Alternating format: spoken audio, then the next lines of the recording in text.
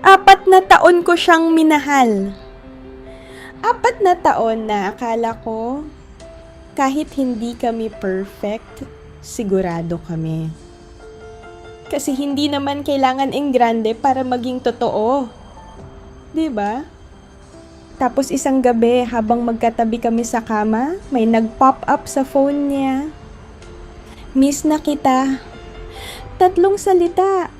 Pero parang dun ako nabura. Hindi ko sinasadyang makita. Pero hindi rin niya sinasadyang itago. Masyadong maliwanag yung screen sa madilim na kwarto. At sa liwanag na yon, unang beses kong naramdaman na may mundo siyang hindi na ako kasama. Paulit-ulit kong binasa sa isip ko. Miss na kita. Hindi ako yon. At mas masakit. Alam kong matagal na siguro akong hindi yon. Mga kwentong hindi laging malinis, pero laging totoo. Heartline Stories PH. May nag-message sa Heartline PH. Sabi niya, gusto lang daw niyang mailabas yung bigat bago siya tuluyang magsimula ulit. Ito ang kwento ni Lara. 4 na taon kami. Yung tipong sabay nagplano kung paano mag-iipon. Sabay nangarap ng maliit na bahay. Sabay nagtiis sa traffic at overtime. Hindi kami mayaman. Pero pareho kaming naniniwala na balang araw, aangat din kami. Date sa karinderya. Jeep rides na magkahawak kamay. Waiting shed kapag umuulan, nagsisiksikan sa ilalim ng payong na pareho namang may tahgas.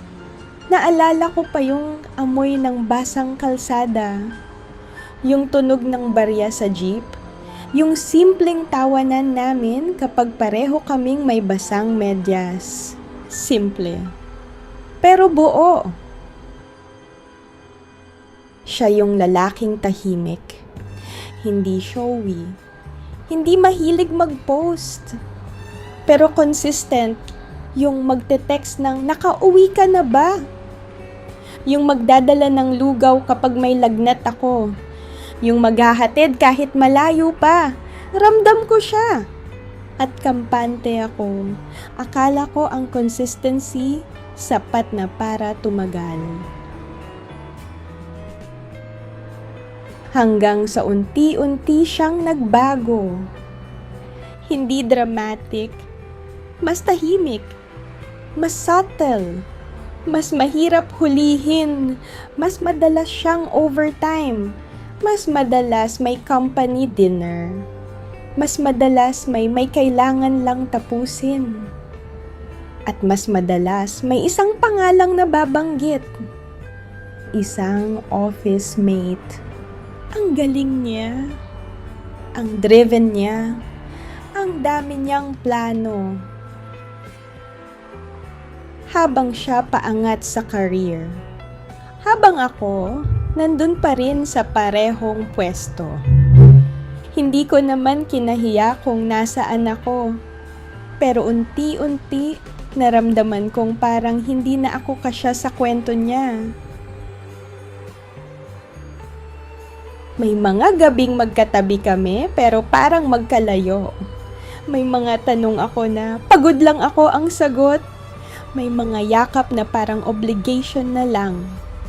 At kahit wala pa akong ebidensya noon, ramdam kong may nawawala.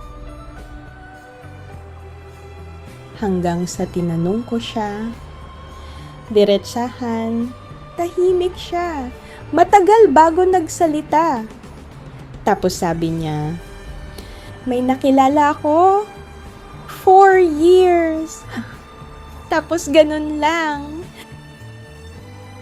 Mas masakit yung sumunod. Mas aligned kami ngayon. Aligned sa goals. Aligned sa lifestyle. Aligned sa future. Hindi niya na kailangang sabihin. Hindi na ako aligned sa bagong version niya. May isang araw, nakita ko sila sa mall. Hindi niya ako nakita. Pero nakita ko siya. Mas maayos siya manamit. Mas confident. Mas magaan yung tawa niya. Yung babaeng kasama niya, maayos, classy. Parang laging handa sa meeting. Bagay sila. At sa unang pagkakataon, nahiya ako sa sarili ko. Hindi dahil mas maganda siya, kundi dahil mas bagay siya sa mundong pinili niya. Umuwi ako noon na parang may kulang sa dibdib ko. Umupo ako sa kama at nagtanong, kung mas naging ganito ba ako, hindi niya ako iiwan. Kung mas naging ambitious ba ako, mas magiging aligned kami. Doon ako unang nagduda sa sarili ko. Yung unang buwan, parang robot ako. Trabaho, uwi, tulog. Pero sa gabi, doon nagsisimula yung totoong laban. Ilang beses kong tinaype pangalan niya sa messenger. Nakauwi ka na ba? Habit na 4 na taon kong ginawa. Pero binubura ko rin. Kasi naalala ko, wala na pala akong karapatan. May mga gabing ini-stalk ko sila. Masaya silang tingnan. At habang nakikita ko yon, mas lalo kong tinatanong, bakit hindi ako sapat? Hanggang sa napagod ako sa kakakumpara. Napagod ako sa kakaisip kung saan ako nagkulang. Kaya ginawa ko yung pinakasimpleng bagay. Nag-enroll ako sa kursong matagal ko nang gustong kunin. Hindi para gumanti. Hindi para patunayan na kaya ko rin. Kundi para may ibang laman yung araw ko bukod sa kanya. May mga gabing lutang ako sa lecture. May mga umagang umiiyak ako habang tumatakbo. May mga araw na gusto kong itigil lahat. Pero tinuloy ko pa rin. Kasi mas okay nang pagod sa pag-improve kaysa pagod sa paghihintay. Unti-unti may mga araw na hindi ko siya naiisip buong oras.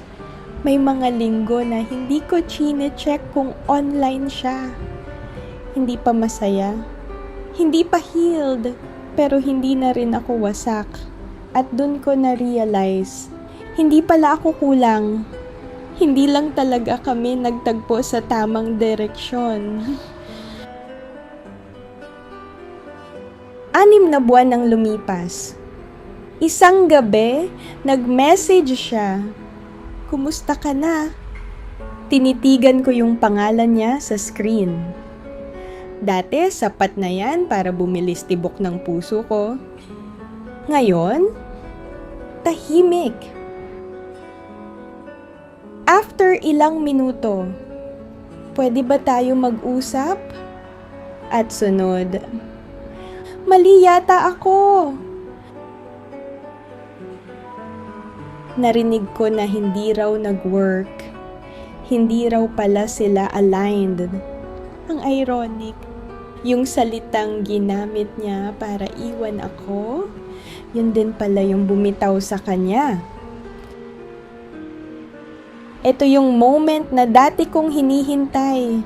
Yung babalik siya, yung aamin siya, yung pipiliin niya ulit ako. Pero habang hawak ko yung phone ko, naalala ko yung mall. Naalala ko yung pakiramdam na napalitan. Naalala ko yung mga gabing kinwestiyon ko sarili ko.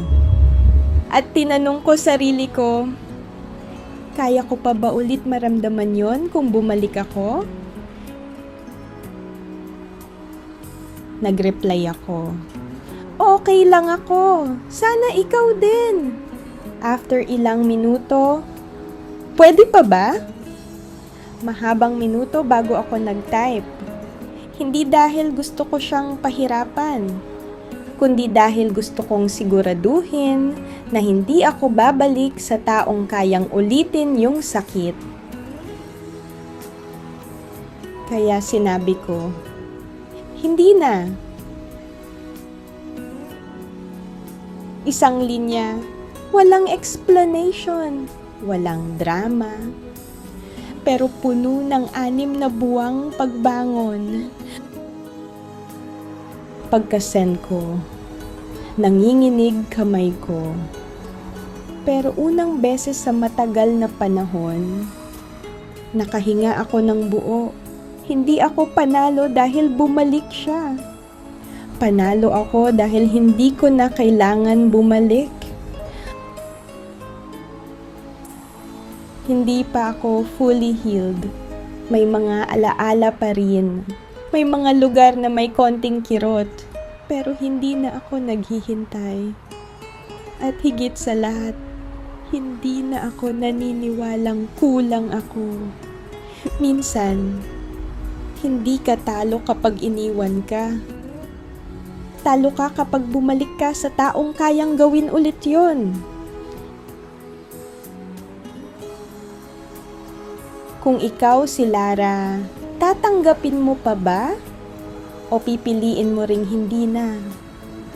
Kung may kwento ka ring gustong ilabas, nandito lang ang Heartline PH. See you sa susunod na kwento.